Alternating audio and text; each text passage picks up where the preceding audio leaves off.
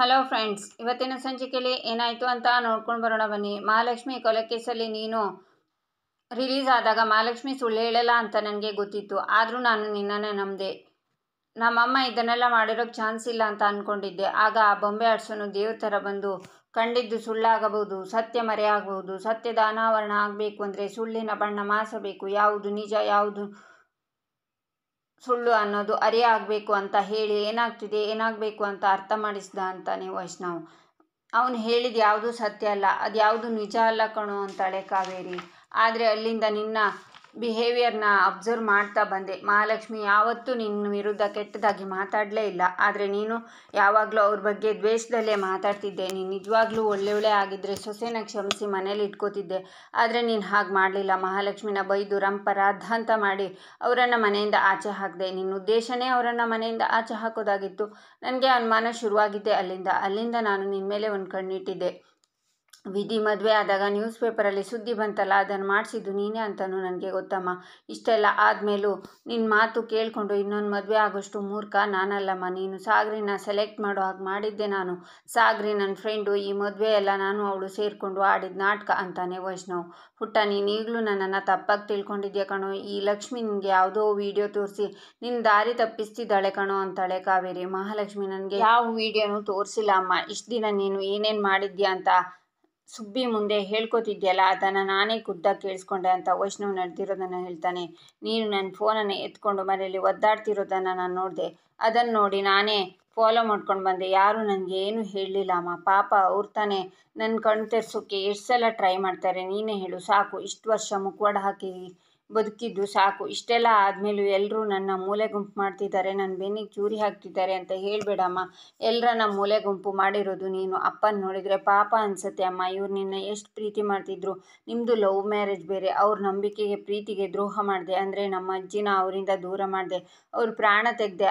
ಅಪ್ಪನ ವಿಷಯ ಬಿಡು, ಇವ್ರು ನಿಮ್ಮ ಅಮ್ಮ ನಿನಗೆ ಜನ್ಮ ಕೊಟ್ಟವರು. ನೀನೇ ಏನೇ ಮಾಡಿದ್ರು ನಾನು ಹೆತ್ತ ಮಗಳು ಅಂತ ಏನೂ ಮಾತಾಡದೆ ಸುಮ್ಮನೆ ಇದ್ದರೆ ಆಗ ಮಾಡಿರೋ ಒಂದು ತಪ್ಪಿಂದ ಇವರಿಗೆ ಇವತ್ತು ಪಾಪ ಪ್ರಜ್ಞೆ ಕಾಡ್ತಿದೆ. ನೀನು ಏನೇ ಮಾಡಿದ್ರು ಮನೆ ಮುರಿಯೋ ಕೆಲಸ ಮಾಡಲ್ಲ ಅಂತ ಇವ್ರು ನಂಬಿದ್ರು. ಕೊನೆಗೆ ಮಾಡಿದ್ದು ಏನಮ್ಮ?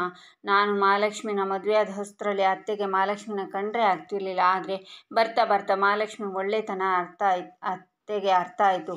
ಸ್ವಂತ ಮಗಳಿಗಿಂತ ಜಾಸ್ತಿ ಪ್ರೀತಿ ಮಾಡೋಕ್ಕೆ ಶುರು ಮಾಡಿದ್ರು ಅತ್ತೆ. ಎಷ್ಟು ಸಲ ಬಂದು ನಿಮ್ಮಮ್ಮ ಮಾಡ್ತಿರೋದು ಸರಿಯಿಲ್ಲ, ಅವ್ರಿಗೆ 2 ಮುಖ ಇದೆ ಅಂತ ಹೇಳಿದ್ರು. ನಾನು ನಂಬಲಿಲ್ಲ. ಅತ್ತೆಗೆ ಬೈದು ಕಳಿಸಿದ್ದೆ. ಎಂಥ ದಡ್ಡ ಆಗಿದ್ದೆ ಅಂತ ಈಗ ಅರ್ಥ ಆಗ್ತಿದೆ. ಇವಳೇನು ಮಾಡಿದ್ಲಮ್ಮ? ಪ್ರೀತಿ ಮಾಡಿದ್ಲು, ಅದೇ ಅವಳು ತಪ್ಪ? ಅದಕ್ಕೆ ಅವಳಿಗೆ ಏನೇನೆಲ್ಲ ಮಾಡಿಬಿಟ್ಟಿಯಮ್ಮ. ಪಾಪ ಅವಳು ಅಷ್ಟೊಂದೆಲ್ಲ ಯಾಕೆ ಅನುಭವಿಸ್ಬೇಕಿತ್ತು? ನಿನ್ನ ಸ್ವಾರ್ಥಕ್ಕೆ ಅವಳನ್ನು ಯಾಕಮ್ಮ ಬಲಿ ಕೊಡಬೇಕಿತ್ತು? ಅವಳ ಜೀವನನ ನರ್ಕ ಮಾಡಿಬಿಟ್ಟಿಯಲ್ಲಮ್ಮ.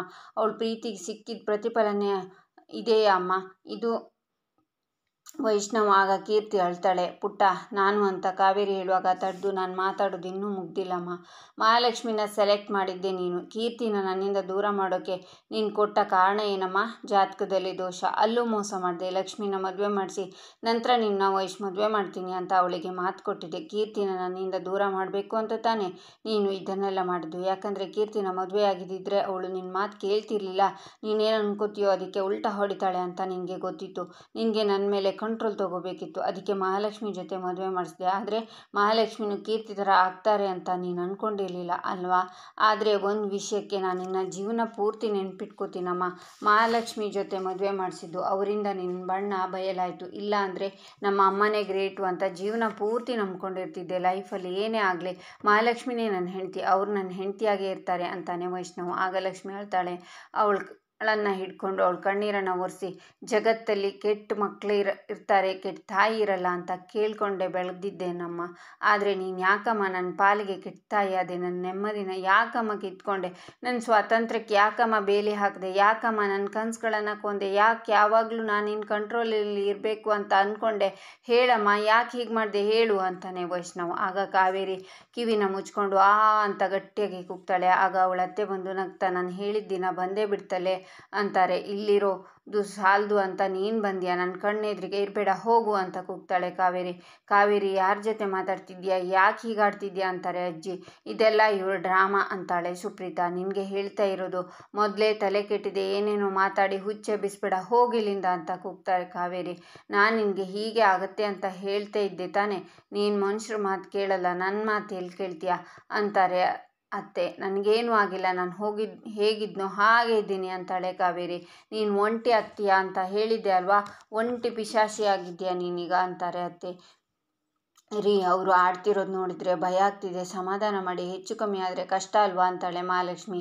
ಇದೇ ನಿನ್ನ ಸಮಸ್ಯೆ ಮಹಾಲಕ್ಷ್ಮಿ, ಅವ್ರು ನಿನಗೆ ಇಡೀ ಮನೆಯವರಿಗೆಲ್ಲ ಎಷ್ಟೆಲ್ಲ ತೊಂದರೆ ಕೊಟ್ಟಿದ್ರು, ಆದರೂ ನೀವು ಅವರನ್ನು ಕೇರ್ ಮಾಡ್ತಿದ್ದೀರಾ ಅಂತಾನೆ ವೈಷ್ಣವ್. ಅವ್ರ ಬಗ್ಗೆ ಹೊರ ಜಗತ್ತಿಗೆ ಗೊತ್ತಾಗೋದಷ್ಟೇ ನನ್ನ ಉದ್ದೇಶ ಆಗಿತ್ತು, ಇನ್ನೇನಿದ್ರು ಅವರನ್ನು ಕಾನೂನು ನೋಡ್ಕೊಳ್ಳುತ್ತೆ ಅಂತಾಳೆ ಲಕ್ಷ್ಮಿ. ನೀನು ಯಾರೇ ನನಗೆ ಕ್ಷಮಾಪಣೆ ಕೊಡೋಕೆ? ಕಿರಾಣಿ ಅಂಗಡಿಲಿ 5 ರೂಪಾಯಿ 10 ರೂಪಾಯಿ ಸಕ್ಕರೆ ಪಟ್ಟಣ ಕಟ್ತಿದ್ದವಳು ನೀನು, ನಿನ್ನನ್ನು ಉಪ್ಪರಿಗೆ ಮೇಲೆ ಕೂರಿಸಿದವಳು ನಾನು, ಈಗ ನೀನು ನನಗೆ ಕ್ಷಮೆ ಕೊಡ್ತೀಯ? ನಾನು ಕಾವೇರಿ ಯಾರ ಮುಂದೆನೂ ತಲೆ ಬಾಗಲ್ಲ ಅಂತಾಳೆ ಕಾವೇರಿ. ಅಮ್ಮ ಆಗಿದ್ದಾಗೋಯ್ತು ಅಂತ ವೈಷ್ಣವ್ ಅಂತ ಹಾಗೆ ಹೇಳೋಕೆ ನಾನು ತಪ್ಪು ಮಾಡಿಲ್ಲ ಪುಟ್ಟ, ನಾನೇನು ಮಾಡಿದ್ನೋ ಅದು ನಿನ್ನ ಸಂತೋಷಕ್ಕೆ ಅಂತಾಳೆ ಕಾವೇರಿ. ಕಾವೇರಿ, ನಿನ್ನ ಸೊಸೆ ಹೇಳಿದ್ದನ್ನು ಕೇಳು, ಅವಳ ಹತ್ರ ಹೋಗಿ ಕ್ಷಮಾಪಣೆ ಕೇಳು ಅಂತಾರೆ ಅತ್ತೆ. ನಾನು ಯಾರ ಹತ್ರನೂ ಕ್ಷಮೆ ಕೇಳಲ್ಲ, ನಾನು ತಪ್ಪು ಮಾಡಿಲ್ಲ, ನಾನು ಯಾವತ್ತೂ ಯಾರ ಹತ್ರನೂ ಕ್ಷಮಾಪಣೆ ಕೇಳದೆ ಇರೋಳು, ನಾನು ಇದ್ದಿದ್ದು ಹೀಗೆ ಇರೋದು ಹೀಗೆ, ನನ್ನ ಸ್ವಾಭಿಮಾನ ಬಿಡೋದಿಲ್ಲ ಅಂತಾಳೆ ಕಾವೇರಿ. ಅಮ್ಮ ಹಿಂದೆ ಹೋಗಬೇಡ, ಪ್ರಪಾತ ಇದೆ, ಬಿದ್ದು ಹೋಗ್ತೀಯಾ ಅಂತಾನೆ ವೈಷ್ಣವ್. ನನ್ನ ಮಗನ ಕಣ್ಣಲ್ಲಿ ತಪ್ಪಿತಸ್ಥೆ ಆದ್ನೋ ಆಗಲೇ ಬಿದ್ದು ಹೋಗ್ಬಿಟ್ಟೆ ನಾನು, ಏನಾಗಬಾರ್ದು ಅಂತ ಇಷ್ಟು ದಿನಕ್ಕಾದ್ನೋ, ಏನು ನಡಿಬಾರ್ದು ಅಂತ ಇಷ್ಟು ದಿನದಿಂದ ಜೋಪಾನ ಮಾಡಿದ್ನೋ ಅದೇ ನಡೆದೋಯ್ತು, ಇನ್ನಿದ್ದು ಏನು ಪ್ರಯೋಜನ ಅಂತಾಳೆ ಕಾವೇರಿ. ಅತ್ತೆ ದುಡುಕ್ಬೇಡಿ ಅತ್ತೆ ಅಂತಾಳೆ ಲಕ್ಷ್ಮಿ. ಲಕ್ಷ್ಮಿ, ನೀನು ಮಾತಾಡಬೇಡ ಕಣೆ, ನೀನು ನನ್ನ ಮಗನ ನನ್ನಿಂದ ಕಿತ್ಕೊಂಡೆ ಕಣೆ, ನೀನು ಯಾರ ಹತ್ರನೂ ಬರಬೇಡಿ ಅಂತಾಳೆ ಕಾವೇರಿ. ಅಮ್ಮ ಪ್ಲೀಸ್ ನಿಂತ್ಕೋ ಅಮ್ಮ ಅಂತಾನೆ ವೈಷ್ಣವ್. ಎಲ್ಲರೂ ಸೇರಿ ನಿಂತ್ಕೊಳ್ಳಿ ಅಂತ ಕೂಗ್ತಾರೆ. ಪುಟ್ಟ, ನಿನ್ನನ್ನು ನಿಮ್ಮಮ್ಮ ಯಾವತ್ತೂ ಪ್ರೀತಿಸ್ತಾನೆ ಇರ್ತಾಳೆ ಅಂತ ಹಿಂದೆ ಹೋಗಿ ಕೆಳಗಡೆ ಪ್ರಪಾತಕ್ಕೆ ಬೀಳ್ತಾಳೆ ಕಾವೇರಿ. ಆಗ ಎಲ್ಲರೂ ಶಾಕ್ನಿಂದ ಕಾವೇರಿನ ನೋಡ್ತಾರೆ. ಆಗ ಲಕ್ಷ್ಮಿ ಹೇಳಿದ ಮಾತೆಲ್ಲ ಕಾವೇರಿಗೆ ನೆನಪಾಗುತ್ತೆ. ಕಾವೇರಿ ಸತ್ತು 12 ದಿನವಾಗುತ್ತೆ. ಮನೆಯಲ್ಲಿ ಕಾವೇರಿ ಫೋಟೋನ ಇಟ್ಟಿರ್ತಾರೆ, ಎಲ್ಲರೂ ವೈಟ್ ಡ್ರೆಸ್ ಹಾಕ್ಕೊಂಡಿರ್ತಾರೆ. ಸುಪ್ರೀತಾ ಅಜ್ಜಿ ಹತ್ರ ನಿಮ್ಮ ನೋವು ನನಗೆ ಅರ್ಥ ಆಗುತ್ತೆ ಅಂತಾಳೆ. ಅವಳು ಈಗ ಇರಬೇಕಿತ್ತು ಅಂತ ನಾನು ಯೋಚನೆ ಮಾಡ್ತಿಲ್ಲ, ಅವಳು ಮನಸ್ಸು ಮಾಡಿದರೆ ಹೇಗೆಲ್ಲ ಇರಬಹುದಾಗಿತ್ತು, ಆದರೆ ಅವಳ ಅಹಂಕಾರನೇ ಅವಳನ್ನು ತಿಂದು ಹಾಕಿಬಿಡ್ತು. ನಾನು ಆಗಿರೋದ್ರ ಬಗ್ಗೆ ಯೋಚನೆ ಮಾಡ್ತಿಲ್ಲ, ಆಗಬೇಕಾಗಿರೋದ್ರ ಬಗ್ಗೆ ಯೋಚನೆ ಮಾಡ್ತಿರೋದು, ನಾಳೆ ಬಗ್ಗೆ ಅಂತಾರೆ ಅಜ್ಜಿ. ಏನೇ ಕಂಟಕ ಬಂದರೂ ಅದನ್ನು ಎದುರಿಸಿ ಕಾಪಾಡೋಕ್ಕೆ ಲಕ್ಷ್ಮಿ ಇದ್ದಾಳೆ ಅಂತಾಳೆ ಸುಪ್ರೀತಾ. ಅಂದಹಾಗೆ ಲಕ್ಷ್ಮಿ ಎಲ್ಲಿ ಅಂತಾರೆ ಅಜ್ಜಿ. ಈಚೆ ಕೀರ್ತಿ ಬಟ್ಟೆನೆಲ್ಲ ಬ್ಯಾಗ್ಗೆ ಹಾಕುವಾಗ ಕಾರುಣ್ಯ ಬಂದು, ನೀನು ತಗೊಂಡಿರೋ ಡಿಸಿಷನ್ಸ್ ನನಗೆ ಸ್ವಲ್ಪನೂ ಹಿಡಿಸ್ತಿಲ್ಲ, ಈಗ ಏನಾಗಿದೆ ಅಂತಾರೆ. ಎಲ್ರಿಗೂ ಒಳ್ಳೇದಾಗಲಿ ಅಂತಾಳೆ ಕೀರ್ತಿ. ಈಗ ಏನಾಗಿದೆ, ಎಲ್ಲ ಸರಿಯಾಗಿದೆಯಲ್ಲ ಅಂತಾರೆ ಕಾರುಣ್ಯ. ಹಾಗಾಗಲ್ಲ ಮಾಮ್ ಅಂತಾಳೆ ಕೀರ್ತಿ. ಈ ವಿಷಯ ಲಕ್ಷ್ಮಿ ಗೊತ್ತಿದೆಯಾ ಅಂತಾರೆ ಕಾರುಣ್ಯ. ಆಗ ಕೀರ್ತಿ ತನ್ನ ಮೇಲೆ ಕಾರುಣ್ಯ ಕೈನ ಇಟ್ಟು, ಯಾವುದೇ ಕಾರಣಕ್ಕೂ ಈ ವಿಷಯ ಲಕ್ಷ್ಮಿಗೆ ನಿನ್ನಿಂದ ಗೊತ್ತಾಗಬಾರ್ದು, ನನ್ನ ಮೇಲೆ ಆಣೆ ಮಾಡು ಅಂತಾಳೆ ಕೀರ್ತಿ. ಇಲ್ಲಿಗೆ ಈ ಸಂಚಿಕೆ ಮುಕ್ತಾಯವಾಗುತ್ತೆ. ಮುಂದಿನ ಸಂಚಿಕೆಗಾಗಿ ನಮ್ಮ ಚಾನಲನ್ನು ನೋಡಿ, ಸಬ್ಸ್ಕ್ರೈಬ್ ಮಾಡಿ, ಲೈಕ್ ಮಾಡಿ, ಶೇರ್ ಮಾಡೋದನ್ನು ಮರಿಬೇಡಿ.